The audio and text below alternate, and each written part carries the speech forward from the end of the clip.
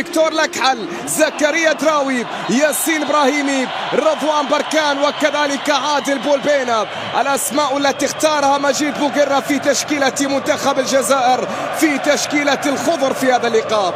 بالنسبة للعراق في مباراة الليلة فهد طالب في حرس المرمى، مناف يونس، ميثم جبار أمام منتخب الجزائر اللي نظريا تأهل، لكن حسابيا هو بحاجة لأن يؤكد هذا الأمر، لأن السودان لديه فرصة كذلك في الوصول إلى الدور القادم، لكن بالكثير من الحسابات المعقدة بالنسبة لمنتخب السودان. كرة سهلة عند حارس المرمى، الحارس فهد طالب حارس مرمى المنتخب، تلعب لمصلحة المنتخب الجزائري عن طريق ياسين، عرضية راسية جزائرية، الكرة بتعود بعد ذلك كما زالت لكنها تتحول إلى خطأ، إلى ماذا؟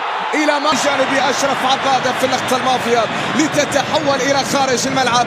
رمية تماس لمنتخب أسود الرافدين، رمية جانبية للعراق. قدم مباراتين كبيرتين أمام البحرين وأمام السودان في المباراة الماضية، لا سيما في شوط المباراة الثاني في المباراة الأخيرة. هنا لدينا رمية جانبية، التنفيذ والكرة ستنفذ لمصلحة المنتخب العراقي في هذه اللحظات من رمية التماس في كرة تلعب داخل منطقة الجزاء، راسية، كرة عراقية، فرصة جول. الله،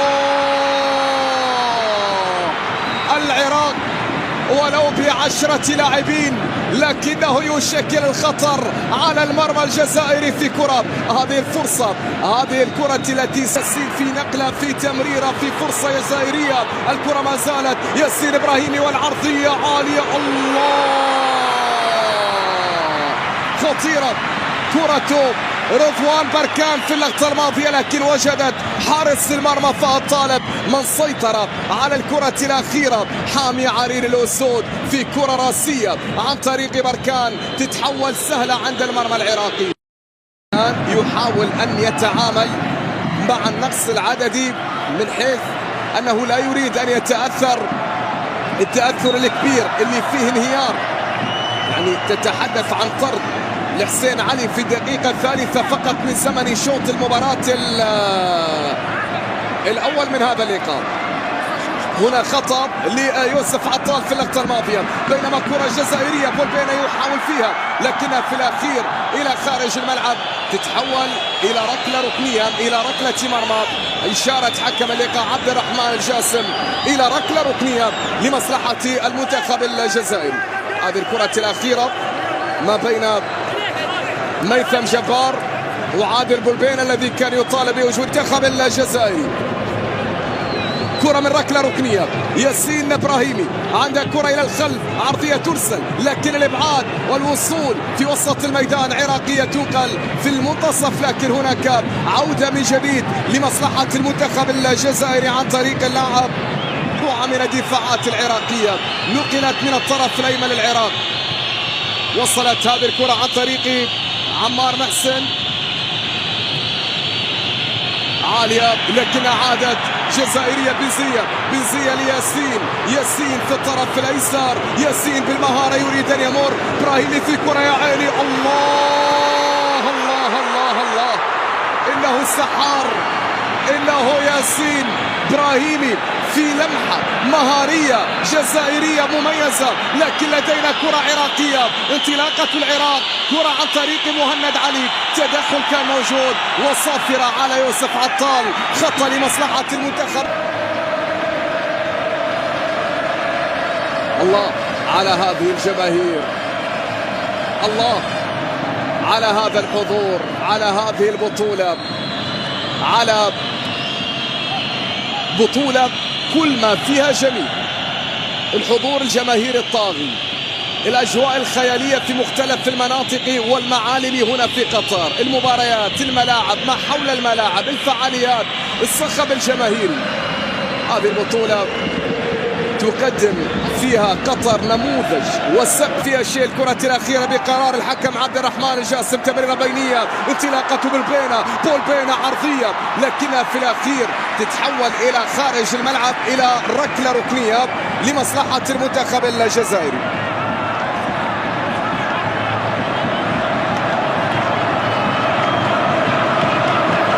المنتخب العراقي صامد حتى الآن عطفا على الطرد المبكر في هذا اللقاء.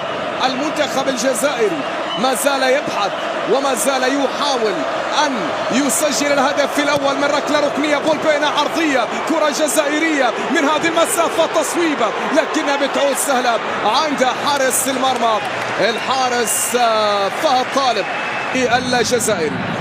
رمية جانبية منقولة كرة عن طريق فيكتور لكحل، تمريرة بكرة ترسل طويلة من الطرف الأيمن عن طريق عادل. بولبينا عنده كرة يحاول فيها، بولبينا في محاولة مرور لاعب نادي الدحيل قبل أسابيع في بطولة دوري أبطال آسيا وسجل هاتريك. بينما هذا مهند علي اللي غادر أرضية الملعب جنبا إلى جنب مع أيمن حسين الغائب الأبرز عن هذه المواجهة للمنتخب العراقي. أحمد يحيى هو من دخل بديلا في تشكيلة العراق. رمية تماس، ملعوب الكرة من الطرف الأيسر، لدينا تمريرة حاضرة، كرة منقولة في وسط الميدان لمصلحة المنتخب العراقي. بعد ذلك التدخل كان موجود، خطأ كان في اللقطة الأخيرة، وبالتالي ركلة ثابتة لمصلحة المنتخب العراقي في اللقطة الماضية. أجواء كبيرة من جماهير المنتخبين، الجزائر حامل اللقب وذكريات المباراة النهائية أمام شقيقه المنتخب التونسي. المنتخب الجزائري يريد أن يكرر ما حدث في 18 من شهر ديسمبر من عام 2021 هناك في استاد البيت. رمية تماس، كرة للمحاربين، كرة للمنتخب الجزائري، منقولة كرة، وصول بعد ذلك في وسط الميدان، عطال في لمسة. بولبينا ما زال، بولبينا عرضية خطيرة جزائرية لكنها تتحول إلى خارج الملعب وتعود إلى ركلة مرمى للمنتخب العراقي. هذه الجماهير العراقية وهذه الجماهير الجزائرية وهذه اللوحة من هذا اللقاء. هناك البحرين هدف، السودان لا شيء، هنا الجزائر العراق، تعادل سلبي ما بين الشقيقين. بينما كرة جزائرية عرضية راسية، الله، لقد حان وقت المحاربين للانقضاض على الصدارة. نعم، بكرة توغاي، براسية محمد أمين توغاي في شباك فهد طالب. الجزائر هدف، العراق لا شيء. ماذا يجري؟ هل هناك تسلل؟ هل هناك إلغاء؟ أم أن الهدف يلغى؟ ما بين المساعد وحكم الساحة القرار الأخير ماذا يكون؟ هل يؤكد الهدف أم يلغى الهدف؟ الجزائر يسعد، العراقي يتشبث بقرار حكم مساعد في كرة أخيرة وتسلل إذن، تسلل إذن والهدف يلغى. تسلل على محمد أمين توغاي والهدف يلغى في هذه اللحظات.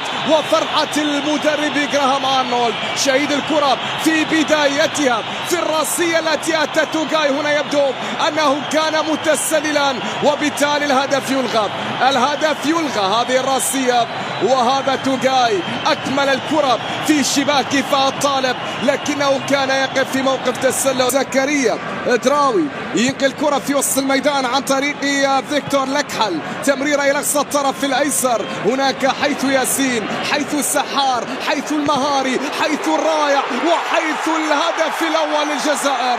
النيران الصديقة هي من تمنح الجزائر ثاني الأهداف.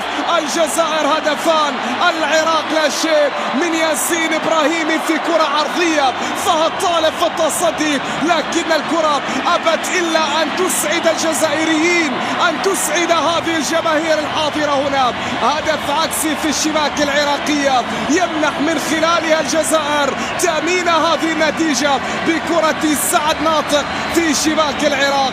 جلال حسن غاضب، كرة فهد طالب اللي كان بالإمكان أن يلتقطها لكن هذا ياسين، وتقدم والعرضية اصطدمت في سعد ناطق واستقرت في الشباك العراقية.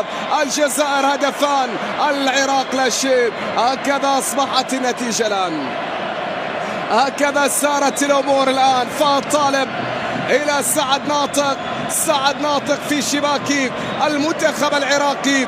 الجزائر يتقدم بالهدف الثاني وفرحة جزائرية أخرى لمصلحة المنتخب الجزائري. بولبينا يتقدم، بولبينا عنده كرة، بولبينا ما زال، بولبينا فنان يا لعيب. الله على بولبينا وما يفعل. الهدف الثالث في هذه اللحظات من الركلة الركنية.